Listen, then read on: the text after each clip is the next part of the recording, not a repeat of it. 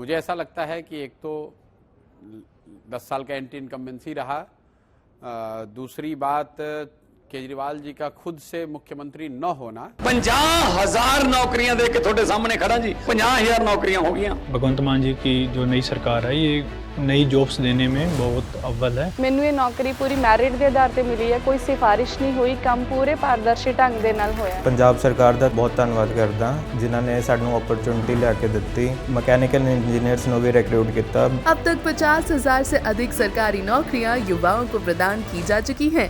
ये है नया पंजाब, ये है रंगला पंजाब। मेरी समझ से वो एक बड़ी गलती आम आदमी पार्टी ने करी। जब लिकर स्कैम को लेकर बात चली उस समय जब केजरीवाल जी को अरेस्ट किया गया तो मुझे लगता है कि उस समय केजरीवाल जी को इस्तीफा दे देना चाहिए था, और अगर उन्होंने उस समय इस्तीफा नहीं दिया तो फिर जेल से बाहर निकलने के बाद इस्तीफा देकर किसी दूसरे को मुख्यमंत्री बनाना शायद स्ट्रैटेजिकली ठीक नहीं था। और पिछले मानसून में जो वाटर लॉगिंग की वजह से परेशानी हुई थी और जो सड़कों की स्थिति उसके बाद रही है, मैं उसको समझता हूं कि लोकल लेवल पे वो भी बड़ा मुद्दा रहा है।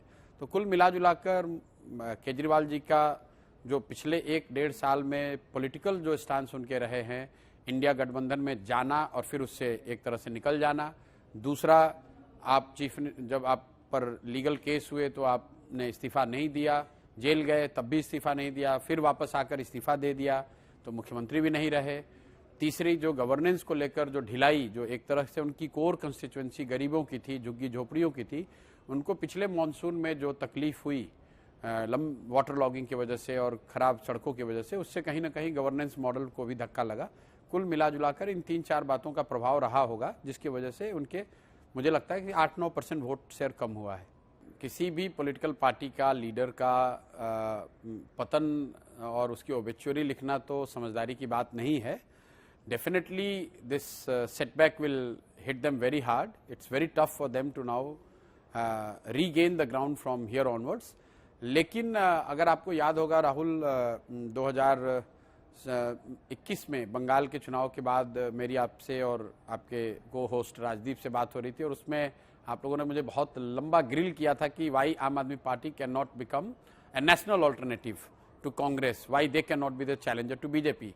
मैं सिर्फ इसलिए ये याद दिला रहा हूं कि कितनी जल्दी जो क्वेश्चन करने वाले लोग हैं उनका अपना ओपिनियन बदलता है।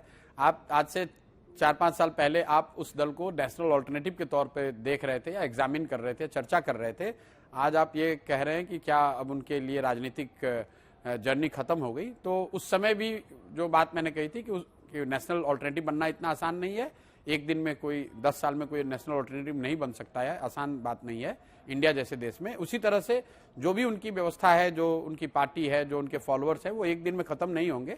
इलेक्टोरल जीत हार तो मतलब लोकतंत्र का हिस्सा है, लोग जीतते हारते रहते हैं, झटका जरूर है, यहाँ से आने वाले समय में उनके लिए मुश्किल बहुत बड़ी होगी। लेकिन उनकी ओबिचुअरी लिखना और ये कहना कि अब आम आदमी पार्टी आगे खत्म हो जाएगी, ऐसा कहना मुझे लगता है कि it will be little bit too premature. किसी भी विषय के 2 पहलू हैं। एक तो ये है कि दिल्ली में हार का केजरीवाल जी के ब्रांड पे जो असर पड़ेगा, जो विश्वसनीयता है, उनकी जो ताकत है, जो एक सपोर्ट स्ट्रक्चर था, उस न होने का कुछ नुकसान है। लेकिन उसका दूसरा नजरिया ये भी हो सकता है, दूसरा पहलू ये भी हो सकता है कि अब वो बिल्कुल स्वतंत्र हैं, मुख्यमंत्री नहीं है, दिल्ली की व्यवस्था चलाने की कोई जिम्मेवारी उन पर नहीं है, तो पूरा टाइम, पूरी एनर्जी, फोकस वो गुजरात या जिन भी राज्यों में वो चाहे वहां लगा सकते हैं। तो ये तो मतलब कई बार जो आपके लिए चुनौती है वही बहुत बड़ी अपॉर्चुनिटी भी बन सकती है। और गुजरात में भी बहुत लंबे समय से भाजपा की सरकार है और पिछली बार पहली बार लड़ते हुए आम आदमी पार्टी ने अच्छा प्रदर्शन किया था। तो मैं उस संभावना से बिल्कुल उसको सिरे से खारिज नहीं करूंगा कि आम आदमी पार्टी के लिए कुछ संभावना, अगर वो मेहनत करे, सही में प्रयास सही हो, तो उनके लिए कोई संभावना गुजरात में नहीं है, ऐसा कहना ठीक नहीं है, वो संभावना भी बन सकती है।